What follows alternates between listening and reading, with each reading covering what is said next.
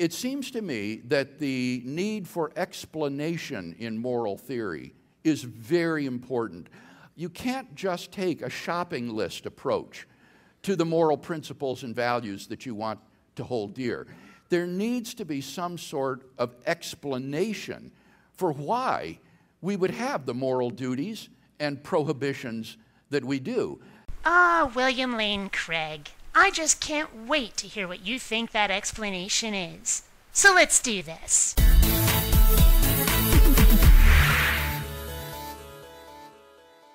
Theism gives a very clear explanation of that, I think you'd agree. But on atheism, it is very difficult, if not impossible, to see why there would be any sort of moral obligation or prohibition on this particular animal species on this planet. Really? You don't see any reason why being nice to each other and not being crappy to each other might actually benefit the species, might build communities and make us stronger as a result? That's not patently obvious to you? Really? So that atheism is an explanatorily deficient worldview, it seems to me. The idea that I ought not to do something just seems to come out of magic, out of nowhere on the atheistic worldview. Does anyone else find it just a smidge ironic that a guy who believes in a magical sky fairy that resurrects people and turns water into wine and walks on water is accusing atheists of magic? So it seems clear to me that theism is explanatorily superior to atheism in this regard. Well, theism might be an explanation if your God actually existed, but you and every other theist in the entire Western universe has yet to prove that one. And even if you did prove it, then your morality would only be on your God's say-so. It would be like a dictator handing down laws. That's all it would be. Now, evolution, on the other hand, natural selection, could actually explain morality, because, as I said before, it builds communities and makes a species stronger. But evolution is not atheism. There are even some theists who believe in evolution. They just say it was God's handiwork. But even so, evolution is not non-belief in a deity. It really isn't. So even though atheism or atheists do have a tendency to buy into evolution because of the preponderance of evidence for it, well, that doesn't mean that atheism is evolution. How many times can I say it before it sinks in?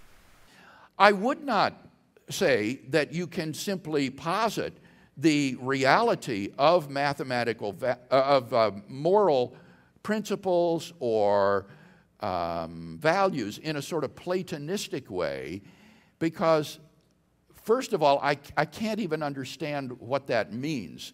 To say, for example, that the good exists. I can understand what it means to say a person is good or an action is good, but to say that goodness just exists as an abstraction, I can't even make sense of that. But good is an abstraction. It's a point of view. It's entirely subjective. It's up to the individual. Let's take an example like homosexuality. There are people out there who say it's the greatest of evils, that it's the worst thing ever. And there's some of us who really, really enjoy it. So who's to say which is right? Who's to say which is wrong? Who's to say what good actually is? It really is an abstraction. We just think of good as what doesn't hurt us, or what doesn't make us go ew, or what actually gives us great pleasure. That's good.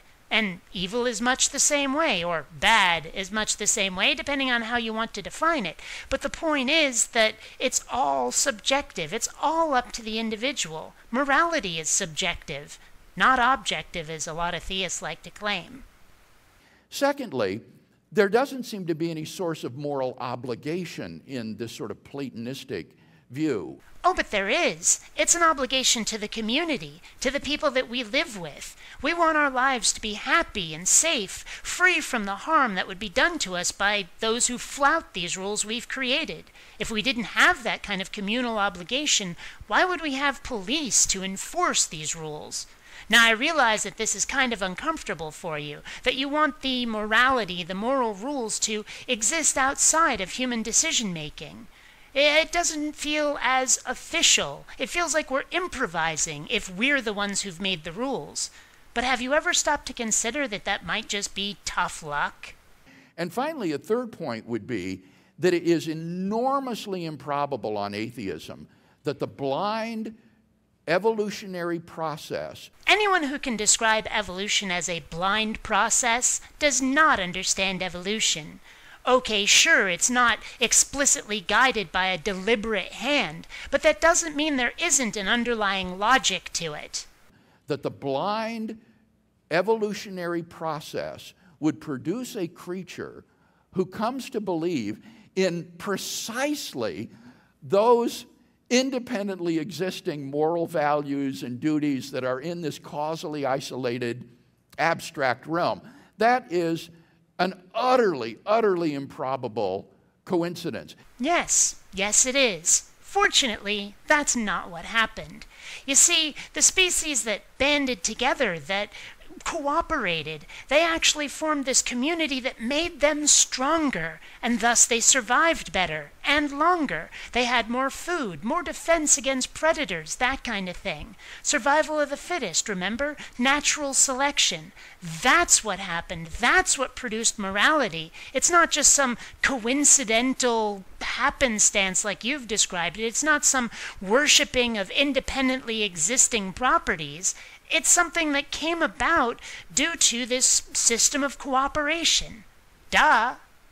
Theism is far more plausible in that it regards the evolutionary process and the moral realm as both under the sovereign direction of a moral lawgiver and creator of the physical universe. A creator and lawgiver for which you have not a shred of evidence. Now, I'm fairly certain that you're going to try to use this moral argument as evidence that your creator does in fact exist. But I hope it's clear now that morality operates just fine without that assumption. So there is a coherence to the theistic worldview that I think is sorely lacking in atheism. Well, you know what, Billy Craig? You've convinced me. There is a creator and a lawgiver. All hail Zeus, father of the gods and creator of all. Oh wait, is that not the god you meant? Gee, who saw that one coming? Until next time, fellow space travelers, this is BionicDance saying don't run on automatic. Instead, please, think. Please take the time to rate this video. And hey, if you dig what I do, subscribe. And please visit my Zazzle store, where you'll find all kinds of BionicDance merchandise.